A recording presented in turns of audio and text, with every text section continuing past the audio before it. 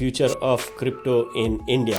तो हम range bound ही रहे, जो बड़ा उछाल इथेरियम में दिखा था करीबन 25 to 30%। तो मनीष, ये खबर कुछ ऐसी है कि बाइडन ने वीटो कर दिया।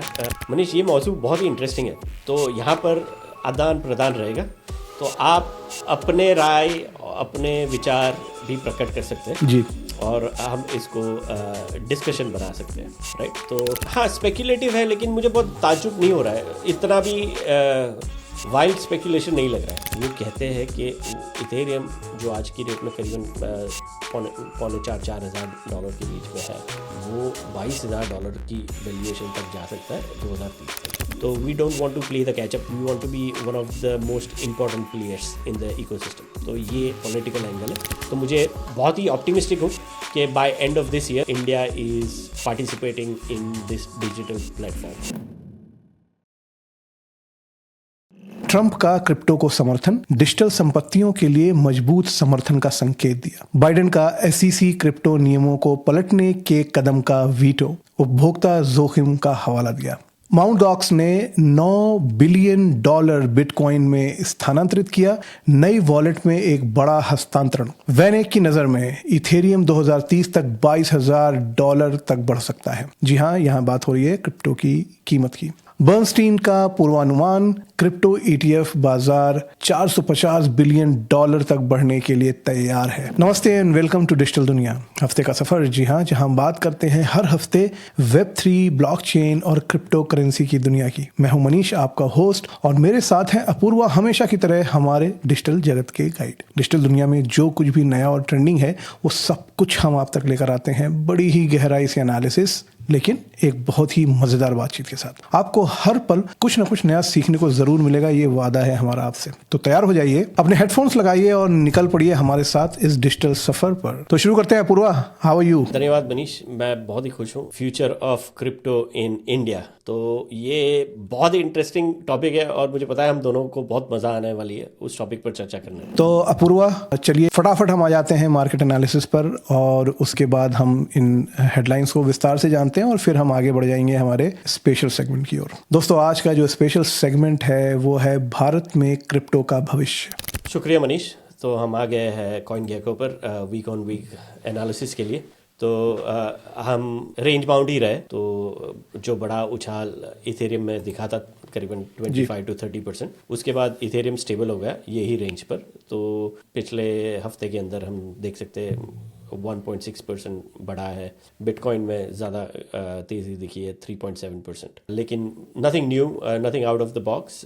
उसी के साथ हम चलते हैं डीफी लामा पर। मनीष, हम आ गए डीफी लामा पर और हम ब्रिजिंग वॉल्यूम्स चेक कर रहे हैं। जो भी ब्रिजिंग हो रहा है वो सब इथेरियम और सोलाना और बेस के ऊपर हो रहा है।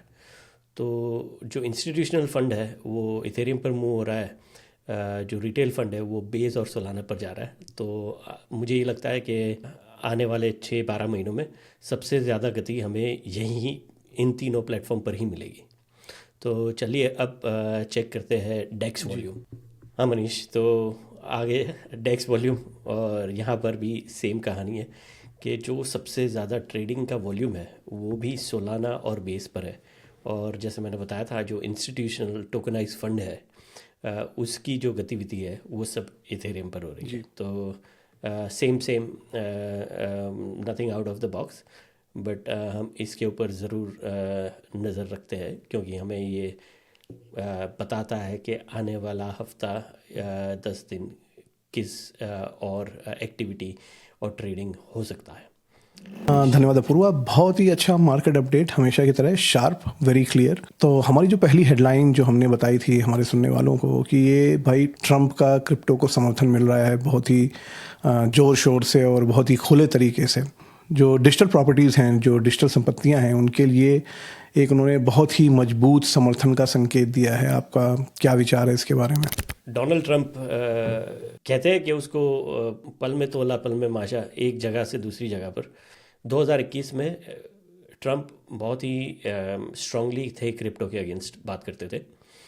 उनका ये मानना था कि डिजिटल करेंसी और उनसे कुछ नहीं होता है, जो है वो US डॉलर ही होता है। आते आते 2024 तक ये कहानी पूरी उलट गई है। तो अब ट्रम्प का ये मानना है कि डिजिटल करेंसी, डिजिटल असेट का जो इनोवेशन है वो अमेरिका में ही होना चाहिए, यहाँ से बाहर नहीं जाना चाहिए। बिटकॉइन जिसे ETF अप्रूव हो गया है, जो वॉल स्ट्रीट का रुझान भी बढ़ रहा है, तो वो समझ गए। तो वो ये कहते हैं कि बिटकॉइन भी की एक्टिविटी भी US में होनी चाहिए और लोगों को सेल्फ कस्टडी करने का अवसर मिलना चाहिए। सेल्फ कस्टडी बहुत ही इम्पोर्टेंट चीज़ मानी जाती है Web3 की दुनिया में। उदाहरण के लिए आप समझो कि आपके पास जेब में $100 है, $1000 है, तो ये कंप्लीट आपके नियंत्रण में, और दूसरा ये आपको कंप्लीट प्राइवेसी प्रदान करते हैं। तो आप वो $100 को जला देते हो, फेंक देते हो, किसी को दे देते हो, या जहां खर्च करना चाहो कर सकते हो। लेकिन डिजिटल सेंट्रल करेंसी आने से एक सबसे बड़ा जो रिस्क है, वो प्राइवेसी का रिस्क है, वो ये इस तरह से बढ़ जाता है कि भैया आप 50 पैसे भी खर्च करते हो, कहाँ करते हो, क्यों करते हो, ये सब कुछ मॉनिटर्ड हो सकता है। तो ये बहुत बड़ी बात कही उन्होंने कि सेल्फ कस्टडी के वो फेवर में, शायद उनको पता भी नहीं होगा सेल्फ कस्टडी होती क्या है, लेकिन मोटा मोटा बड़ी बात ये कि उन्होंने अपना सपोर्ट दिया है Web3 डिजिटल असेट्स को। और उसके दो पहलू भी है, मैं क्विकली बता देता हूँ। तो 2021 के एंड तक या अर्ली 2022 में डोनाल्ड ट्रंप ने अपनी NFT लॉन्च की थी पॉलीगॉन नेटवर्क पर। तो वो हिट हो गई और उससे उन्होंने काफ़ी सारे पैसे भी कमाए और फिर उनका रुझान बढ़ता गया। और अब दूसरा जो पहलू है कि वो जो अट्रैक्ट कर रहे हैं वो कोर Web3 की कम्युनिटी को भी अट्रैक्ट कर रहे हैं। तो एक उनका एक्सपेरिमेंट जो सक्सेसफुल रहा, जहाँ पर उन्होंने पैसे बनाए, एक ये बात भी है। और दूसरी ओर वो जानते हैं कि Web3 का जो एथोस है, Web3 की जो दुनिया है, उसके अंदर कैसे एंगेज करना है। तो उसका सबसे बड़ा उदाहरण है कि सिल्क रोड नामक एक वेबसाइट हुआ करती थी US में, आपको तो पता ही होगा, जो जिसको डार्क नेट भी कहा जाता है। तो उसके फाउंडर रॉस उल्ड्रिच को जी बिल्कुल FBI ने 2014 में पकड़ लिया था। तो वो कहानी कुछ इस तरह से है कि उसको लाइफ टाइम इम्प्रिजनमेंट मिला है। हालांकि डोनाल्ड ट्रंप का ये मानना है कि उनका जो क्राइम है और उनके लिए उन्होंने 10 साल जेल में बिताया है, तो वो इनफ है। अगर वो प्रेसिडेंट बनते हैं तो वो कोशिश करेंगे कि रॉस उल्ड्रिच को रिहाई मिल जाए। तो ये भी बहुत ही इंटरेस्टिंग स्पेस है to attract Web3 digital community को अट्रैक्ट करने के लिए, मुझे लगता है ये। तो ये थी ये खबर। जी जी, बड़ा ही इंटरेस्टिंग टेक है उनका। उनके एक्चुअली सर पे खुद ही तलवार लटक रही है, लेकिन चलिए आगे बढ़ते हैं। तो जो बाइडन का जो ये वीटो इन्होंने दिया है, जो SEC के क्रिप्टो के जो नियम हैं उनको पलटने के लिए, और उन्होंने हवाला दिया है उपभोक्ता जोखिम का, तो क्या ख्याल है आपका इसमें? क्या जानकारी है आपके पास इसके बारे में? पार्टियों का समर्थन हो उसमें? तो मनीष, ये खबर कुछ ऐसी है कि बाइडन ने वीटो कर दिया। सबसे पहले इसमें जानना ये ज़रूरी है कि बाई पार्टीजन सपोर्ट के साथ सेनेट में एक रेजोल्यूशन पास हुआ था। ये रेजोल्यूशन क्या है, तो उसको समझने के लिए पहले ये जानना बहुत ही ज़रूरी है कि डिजिटल असेट जो बैंक्स है या फाइनेंशियल इंस्टीट्यूशन है रेगुलेटेड US में, वो जब मेरे आपके जैसे कंज्यूमर की, उदाहरण के लिए मान लो कि मैंने बिटकॉइन में निवेश किया है ब्लैक रॉक के साथ, और मेरे पैसे ब्लैक रॉक के अकाउंट में गए। ब्लैक रॉक ने बिटकॉइन खरीदे मार्केट, और उसकी जो कस्टडी है वो ब्लैक रॉक करता है। समझ गए आप? तो आज की डेट में SEC ये कहती है कि जो आपके पास होल्डिंग है कंज्यूमर की, कस्टमर की, तो वो असेट भी है और लायबिलिटी भी है बैलेंस शीट में। तो इससे कंफ्यूजन क्रिएट होता है। ये बहुत ही फर्जी बात लगती है मुझे कि एक चीज़ असेट भी हो सकती है और वही चीज़, वही पोजीशन लायबिलिटी भी हो सकती है। तो ये मुझे नहीं समझ में आता। तो इसके साथ काफ़ी कंफ्यूजन है। तो ये बाई पार्टीजन सपोर्ट का मतलब ये है कि आइल की दोनों तरफ, यानी रिपब्लिकन और डेमोक्रेट, दोनों ने मिलकर ये पास किया, कहा कि भाई नहीं, ये या तो असेट हो सकती है या तो लायबिलिटी हो सकती है। तो SEC को गाइडेंस दी जाती है कि आप इसको कोई एक खेमे में डालो।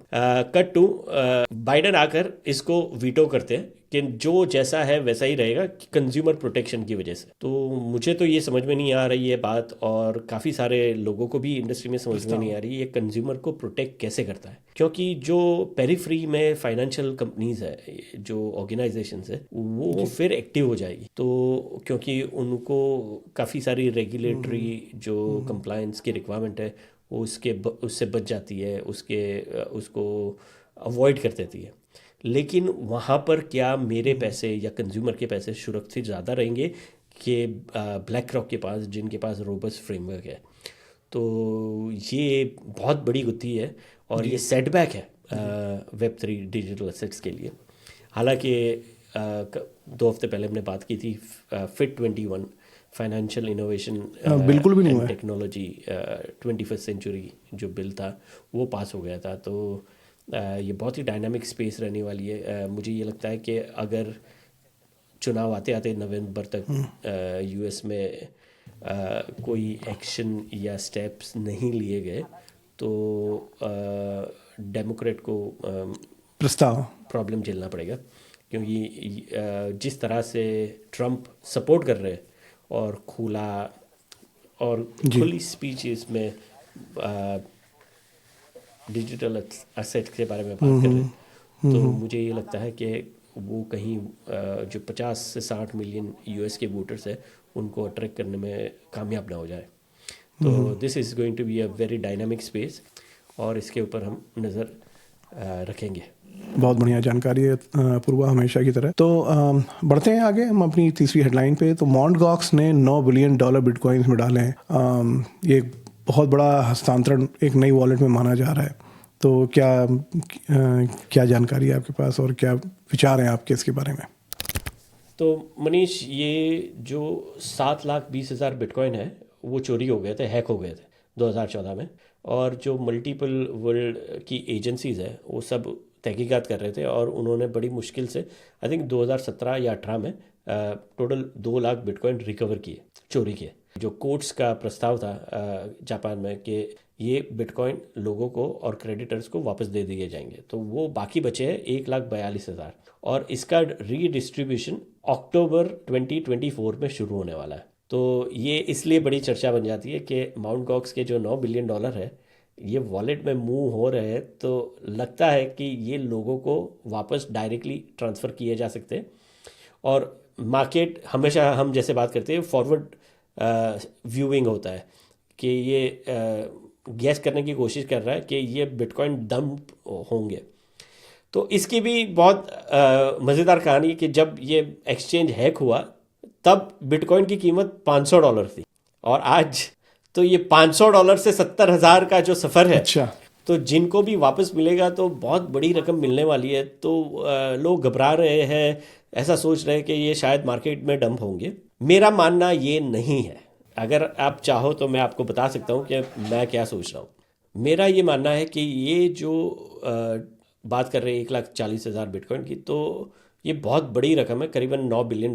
बट ये मार्केट में डायरेक्टली मेजॉरिटी जो है ये सेल नहीं होगा, ये OTC of the counter, over the counter जिसे हम कहते हैं, इसकी डीलिंग होगी।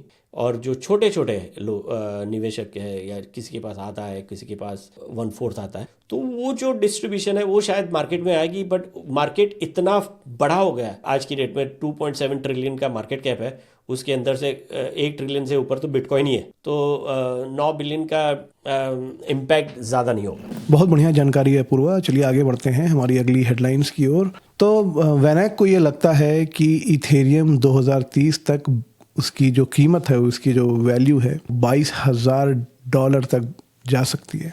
क्या खबर है आपके पास इसके बारे में? तो वैनिक काफ़ी बड़ा नाम है ETF की दुनिया में। तो उनका जो एनालिसिस है, जो रिपोर्ट उन्होंने पब्लिश की है, वो ये दर्शाती है कि इथेरियम इतनी डायनामिक एसेट है। एक तो डिसेंट्रलाइज फाइनेंस, ऊपर से जो वॉल स्ट्रीट का रुझान बढ़ रहा है टोकनाइजेशन की वजह से, रियल वर्ल्ड एसेट की वजह से, तो उनकी जो डिप्लॉयमेंट है, ये दूसरी बात है। तीसरी बात है कि ये परमिशन लेस नेटवर्क है, यानी कोई भी बंदा, कोई भी इंसान दुनिया में कहीं पर भी कोई भी एप्लीकेशन, फाइनेंशियल हो, गेमिंग हो, कुछ भी क्रिएट कर सकता है। और वो अगर वैल्यू जनरेट करती है तो अगेन वो इथेरियम नेटवर्क को बड़ा और गहरा बना। तो उनका ये मानना है कि आज की डेट में जो इथेरियम के यूज़ केसेस है और उसके साथ जो ETF के आने से जितना रुझान बढ़ेगा, जितना इन्वेस्टमेंट इथेरियम अट्रैक्ट करेगा, तो वो सब पहलू को वो जो समझते हैं और उनका जो एस्टीमेट है वो कहते हैं कि इथेरियम जो आज की डेट में करीबन पौने 4,000 डॉलर के बीच में है, वो $22,000 की वैल्यूएशन तक जा सकता है 2030 तक। ये हमेशा बहुत ही आसान होता है मोड़ पर पहुंचकर पीछे देखकर ये बताना कि हम कैसे पहुंचे, लेकिन जब आगे का सफ़र तय करना बाकी हो और यहाँ पर बैठ के बताना कि हम वहाँ पर कैसे पहुँचेंगे, तो ये बहुत ही स्पेक्युलेटिव चीज़ हो जाती है। जी, बहुत बढ़िया, ये बात आपने बहुत अच्छी कही। आगे जब हम पहुंच जाते हैं, जब पीछे मुड़ के देखते हैं, तब आपको ये अनुमान नहीं लग पाता कि हम कैसे इतना लंबा सफ़र करके यहाँ तक आ गए, और चाहे वो आपकी ज़ाती ज़िंदगी में हो या फाइनेंस में हो। तो मेरा डिस्क्लेमर बहुत ही छोटा रहेगा। मैं मनीष की तरह शब्दों का जादूगर नहीं हूँ, तो मैं सिंप्लीफाई वर्जन में बताता हूँ कि we are not financial advice. यहाँ पर हम जो भी जानकारी दे रहे हैं ये सिर्फ और सिर्फ इन्फॉर्मेशन और एजुकेशन पर्पस के। तो कोई भी निवेश करना हो अपना खुद का रिसर्च कीजिए या किसी फाइनेंशियल एडवाइजर से जाकर एडवाइस लीजिए। धन्यवाद अपूर्वा, बहुत अच्छा, शॉर्ट एंड स्वीट। तो दोस्तों अब हमारी जो अगली और आखिरी हेडलाइन है उसकी तरफ बढ़ते हैं। बर्नस्टीन का जो पूर्वानुमान है वो ये है कि क्रिप्टो ETF बाजार $450 बिलियन तक बढ़ने के लिए तैयार है। बिल्कुल अपूर्वा, थोड़ा विस्तार से इसको समझाइए हमारे सुनने वालों को। तो मनीष, ये भी बर्नस्टाइन का जो प्रेडिक्शन है, तो मुझे स्पेक्युलेटिव, हाँ स्पेक्युलेटिव है, लेकिन मुझे बहुत ताज्जुब नहीं हो रहा है। इतना भी वाइल्ड स्पेक्युलेशन नहीं लग रहा है। जैसे हम बात कर रहे हैं 5 महीनों के अंदर बिटकॉइन का ETF ने ऑलरेडी 60 बिलियन क्रॉस कर दिया है जी, राइट। तो इथेरियम का भी S1 जैसे अप्रूव हो जाएगा, ट्रेडिंग शुरू हो जाएगा, तो अगर उसका 20% जैसे हम डिस्कस कर रहे थे, अगर वो भी हो रहा है राइट, तो within less than a year we are looking at 100 billion के आसपास तो हम पहुंच ही जाने वाले। कैविएट की बात यह है कि बिटकॉइन और इथेरियम की प्राइसिंग आज की है, अगर वो प्राइसिंग इंक्रीज हो जाती है तो ज़्यादा फंड की ज़रूरत नहीं है, जो फंड है वही 100 बिलियन क्रॉस कर जाएगा राइट। तो this is a very conservative speculation मेरे माइंड में। तो ये बहुत ही मुमकिन है कि आने वाले 2 से 3 साल के अंदर ये 450 बिलियन का मार्केट कैप इथेरियम और BTC के ETF का हो सकता है। तो अब वो समय आ गया है जहाँ पे हम अपने आज के स्पेशल सेगमेंट के बारे में बात करने वाले हैं। और हमारा आज का सेगमेंट है वो ये कि जो क्रिप्टो करेंसीज हैं उसका भारत में भविष्य क्या होने वाला है। अपूर्वा, मैं बहुत ही उत्सुक हूँ इस सब्जेक्ट में आपके विचार जानने के लिए। मनीष, ये मौजू बहुत ही इंटरेस्टिंग है, तो यहाँ पर आदान प्रदान रहेगा, तो आप अपने राय अपने विचार भी प्रकट कर सकते हैं जी, और हम इसको डिस्कशन बना सकते हैं राइट। तो जब भी नई सरकार बनती है तो उनकी रुझान, उनके जो जिसको हम कहते हैं कि हम अनुमान लगा रहे हैं कि उनका व्यू पॉइंट क्या हो सकता है। तो सबसे पहले इसके लिए प्रीमाइस बिल्ड करते हैं। तो प्रीमाइस बिल्ड करने में सबसे बड़ी चीज़ है 2024 में हुई है, वो है 3 पहलू है। तो पहला पहलू, बिटकॉइन का ETF अप्रूव हुआ जनवरी में, 2 हफ्ते पहले इथेरियम का अप्रूवल ETF अप्रूव हुआ। तो ये थी दूसरी कड़ी, और ये US में हुआ है। और तीसरी कड़ी है कि US के पॉलिटिक्स में ऑलरेडी हमें नज़र आ रहा है कि this is going to be a sticky point, digital currency. तो ये 3 फंडामेंटल पॉइंट्स को लेकर हम चर्चा करेंगे कि हमें क्या लगता है कि आने वाले समय में जो नई सरकार बनती है वो क्रिप्टो करेंसी को, डिजिटल असेट को कैसे देखेगी और कैसे उसका रुझान रहेगा या बनेगा। तो मनीष, आपको क्या लगता है, what is your thought on it? मेरा थॉट तो अगर मैं थोड़ा पीछे जाऊं, अगर मैं ये पिछले जो if I can go a little bit, I am not going into the politics, but as a government, जो गवर्नमेंट के स्टांस रहे हैं पिछले 10 सालों में, वो उनका झुकाव डिजिटाइजेशन की तरफ थोड़ा बहुत रहा है, टेक्नोलॉजी की तरफ उनका झुकाव रहा है, बिजनेसेस की तरफ उनका झुकाव रहा है, कॉर्पोरेट्स की तरफ उनका झुकाव रहा है, नई चीज़ों को, नई टेक्नोलॉजीज़ को एक्सप्लोर करने में उनका झुकाव रहा है। और मैं थोड़ा इसमें आई एम लुकिंग फॉरवर्ड। मुझे ऐसा लगता है कि जो जैसे यहाँ पर कुछ नियमों को ईज आउट किया गया यूएस में, वैसे ही इंडिया में भी मुझे लगता है कि शायद जो वेब3 और जो डिजिटल एसेट्स हैं उसमें निवेश मेरे ख्याल से आने वाले समय में शायद आसान होने वाला है।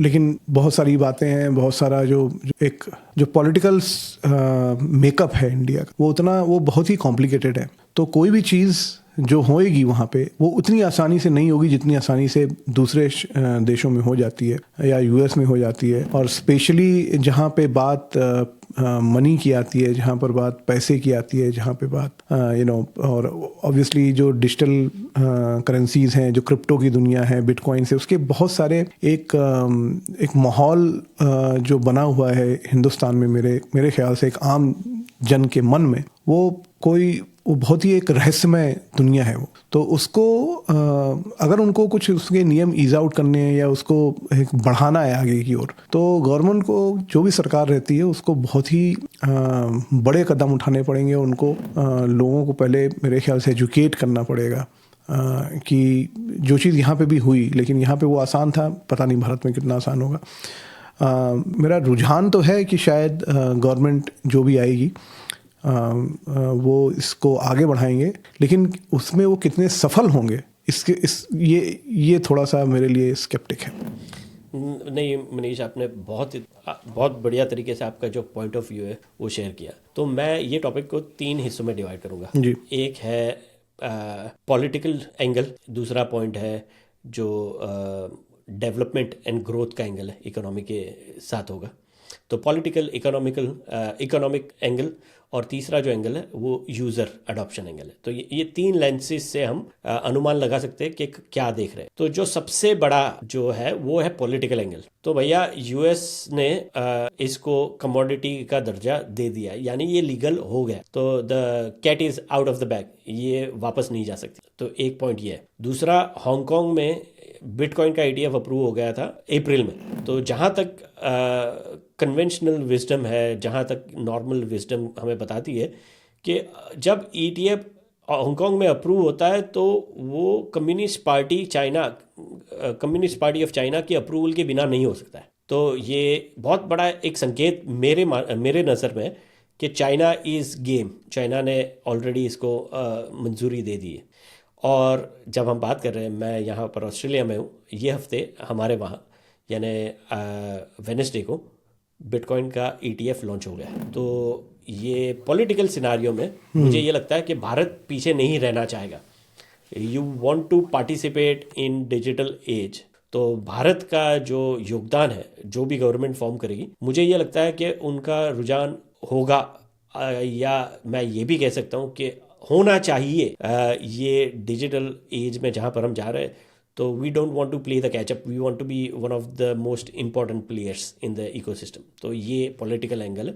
तो मुझे बहुत ही ऑप्टिमिस्टिक हूँ कि by end of this year हमें कोई ना कोई संकेत मिलना शुरू हो जाएंगे पॉलिटिकली कि India is participating in this digital platform. तो ये हो गया पॉलिटिकल सिनारियो। आज की डेट में, अगर मैं अपनी जानकारी के लिए पूछ रहा हूँ कि आज की डेट में अगर कोई निवेश करना चाहता है, सपोज इथेरियम में या बिटकॉइन पे, can they like directly do, और there are hiccups if somebody is living in India? तो बहुत मशक्क़त करनी पड़ेगी उनको। पहले तो बेसिक नॉलेज गेन करने के लिए, फिर जो इंडिया में एक्सचेंज, उसके लिए तो हमारे चैनल पे आ सकते वो सही बात है। तो इंडिया के जो लोकल एक्सचेंजेस है वो काफ़ी सारे उनके टेक्नोलॉजिकल चैलेंज है, गवर्नमेंट रेगुलेटरी फ्रेमवर्क के चैलेंजेस है। तो वो सब उठ के निकल के चले गए हैं दुबई। तो चाहे वो वजीर एक्स हो, कॉइन CDX हो, तो आज की डेट में वो ऑपरेशनल है, बट वो ईज ऑफ यूज़ वो नहीं प्रोवाइड कर सकते because of the regulatory framework. तो ये चैलेंज है। दूसरी सिनारियो में अगर आप Web3 की दुनिया में, ब्लॉकचेन की दुनिया में महारत हासिल कर चुके हो, तो जो डिसेंट्रलाइज फाइनेंस है उसमें तो आप बिंदास पार्टिसिपेट कर सकते हो। लेकिन वो लेवल तक पहुंचने के लिए आपके पास ऑन रैम्प और ऑफ रैम्प के जो साधन है, जैसे आपके वहाँ कॉइनबेस है, वो साधन इंडिया में बहुत ही बैकवर्ड स्टेज पर है। नॉट बिकॉज ऑफ टैलेंट या technology, because of regulatory framework. तो मतलब वो कॉइनबेस यूज करके इंडिया से इन्वेस्ट नहीं कर सकते, ये आपका कहना है? तो हमने 2-3-4 हफ्ते पहले शायद खबर चलाई थी, बाइनांस को मंजूरी मिल गई है। उन्होंने, तो मुझे ये लगता है कि ये जो प्लेटफॉर्म्स है, सेंट्रलाइज एक्सचेंज है, उनकी रेगुलेटरी गाइडेंस ज़्यादा क्लियर हो जाती है, तो क्या हो जाता है कि लोगों का पार्टिसिपेट करना बहुत ईजी हो जाएगा। चलो दूसरा पहलू आपका क्या था? हाँ, तो दूसरा पहलू है इकोनॉमिक पहलू। तो भैया ये मेरे लिए बहुत बड़ा पहलू है। हम अमूमन देखते आए हैं पिछले 50 सालों में कि जो टेक्नोलॉजी विदेश में डेवलप होती है वो इंडिया में आते आते पहले जनरेशन लगती थी, आज की डेट में 5 साल, वी आर लैगिंग बाय रफली 5 years। तो जो कन्वर्सेशन इकोनॉमिक एक्टिविटी की है, इनोवेशंस की है, टेक की है, तो वो आज की डेट में जब इतनी डिजिटल दुनिया है, हालांकि होना ये चाहिए कि जो दुनिया में कटिंग एज हो रहा है वो इंडिया में उसी समय पर होना चाहिए। आपको लगता है इतना गैप है 5 साल का? बहुत, मैं आपको वही कहना, लेकिन ये बहुत ही आपका पॉइंटेड क्वेश्चन है, लेकिन मैं वही दर्शाना चाहता हूँ कि जो Web3 की दुनिया है, जो 5 साल पहले थी, वो उसका लेवल आज की डेट में कॉमन विजडम। तो आप Web3 टेक्नोलॉजीज की बात कर रहे हैं, नॉट टेक्नोलॉजीज इन जनरल? नहीं, मैं ये इसको टेक्नोलॉजी इन जनरल ही कह रहा हूँ। अच्छा। क्योंकि वो आम लोग तक नहीं पहुंच पा रही है। अगर हमारा एजुकेशन, जो हमारा लक्ष्य भी है यही पॉडकास्ट के थ्रू, कि हम ज़्यादा से ज़्यादा लोगों तक पहुंच सके, कि वो जो वफ़ा है 5 साल का वो कम होकर 6 महीने 1 साल के अंदर आ जाए, तो जो भी डेवलपमेंट है, आज इंडिया में टैलेंट है, इकोनॉमिक अपॉर्चुनिटी वर्ल्ड में है, लेकिन उनको पता नहीं है कि उनके पास ये अपॉर्चुनिटी है। अगर वो कोई ऐप बनाते हैं, कॉइनबेस के बेस प्लेटफॉर्म पर हो, इथेरियम पर हो, सोलाना पर हो, तो वो ये इकोनॉमी में पार्टिसिपेट कर सकते हैं, वो इकोनॉमिक वैल्यू क्रिएट कर सकते हैं। तो टैलेंट है इंडिया में, उनके पास पढ़ाई और उनके पास एक्सपीरियंस भी है, बट ये अपॉर्चुनिटी से वो एक्सपोज नहीं है। तो ये इकोनॉमिक पहलू है। तो इसके चलते ये पहलू मेरे लिए बहुत ही इम्पोर्टेंट है कि ये जो इंडिया में टैलेंट है, जो प्रोग्रामिंग कोडिंग को बहुत ही सटीक तरीके से जानता है, पहचानता है, तो उनको अगर Web3 का रुझान बनता है या क्लैरिटी मिलती है, तो ये पार्टिसिपेट कर सकते हैं और इकोनॉमिक वैल्यू जनरेट कर सकते हैं खुद के लिए और देश के लिए। तो ये था दूसरा पहलू। और इसी के साथ हम चलते हैं फाइनल पहलू, वो है यूज़र पार्टिसिपेशन। तो जैसे यूज़र पार्टिसिपेशन बढ़ता है, पहले जो 2 पहलू है, पॉलिटिकल और इकोनॉमिक जो पहलू है, उनको और गति मिलती है, क्योंकि जैसे नेटवर्क इफेक्ट्स बिल्ड होना शुरू हो जाती है, जैसे आम लोग आज की डेट में डिजिटल पेमेंट यूज़ करते हैं, पेटीएम यूज़ करते हैं, गूगल पे यूज़ करते हैं, तो उससे इकोनॉमिक आउटलेट जो है वो जैसे बढ़ जाता है, उसी तरह जब Web3 में लोग एक्टिव होना ज़्यादा शुरू हो जाएंगे, तो ये इकोनॉमिक एक्टिविटी और पॉलिटिकल एक्टिविटी का भी आउटलेट बहुत बढ़ा देंगे। तो ये 3 पहलू की वजह से मुझे ये लगता है कि गवर्नमेंट का जो रुझान है वो खुलेगा और खुलना चाहिए, और इकोनॉमिक एक्टिविटी को बूस्ट मिलेगा। तो I am very optimistic for future of crypto in India. तो भविष्य बहुत ही बुलिश लग रहा है मुझे। जी, मैं बिल्कुल एग्री करता हूँ, और बहुत बहुत धन्यवाद आपका इस स्पेशल सेगमेंट को लाने के लिए। मेरी इन जनरल जो अपने मित्रों से बात होती है, जो लोग दूसरे अलग अलग प्रोफेशंस में हैं, शायद वो इतने टेक्निकल या इतने टेक्नोलॉजी से नहीं जुड़े हुए हैं, लेकिन फिर भी वो काफ़ी अवेयर हैं Web3 की दुनिया के बारे में, क्रिप्टो की दुनिया के बारे में। एक आम इंसान भी काफ़ी उसमें इंटरेस्ट ले रहा है, और कहीं ना कहीं अपूर्वा, आपका इस चैनल को लाने का मकसद भी यही था कि ये चीज़ आने वाले समय में जैसे जैसे दुनिया में ये कॉमन होती जाएगी, और जैसे जैसे भारत में इसके चाहने वाले और इसमें आपके शब्दों में चहल पहल करने वाले लोग बढ़ेंगे, या जो चाहते हैं कि उसमें चहल पहल करें, उनको ये चैनल बहुत मदद करेगा। और शायद इसी सोच से आपने इस चैनल को लॉन्च किया। बहुत बहुत धन्यवाद आपका। और ये चीज़ शायद लोगों को अभी समझ में नहीं आएगी, लेकिन डाउन द लाइन 3 साल बाद, 5 साल बाद आपको समझ में आएगा कि ये जो चीज़ हम क्रिएट करने की कोशिश कर रहे हैं यूट्यूब पर, ये अपने आप में हिंदुस्तान की जनता के लिए, एक आम जनता के लिए एक इतिहास रचना पहुंचने वाली है। इन्हीं शब्दों के साथ दोस्तों मैं अपना आज का एपिसोड को यहीं पे बंद करता हूं और अपूर्वा आपका बहुत बहुत धन्यवाद। बहुत ही मजा आया मुझे आज के एपिसोड में। दोस्तों मुझे ये पूरी उम्मीद है कि आज आपने कुछ ना कुछ जरूर नया सीखा होगा और आप इसी तरह हमें फॉलो करते रहिए और मजीद डिजिटल खजानों की खोज में अगली बार तक सवाल करते रहो, एक्सप्लोर करते रहो द डिजिटल दुनिया। नमस्कार।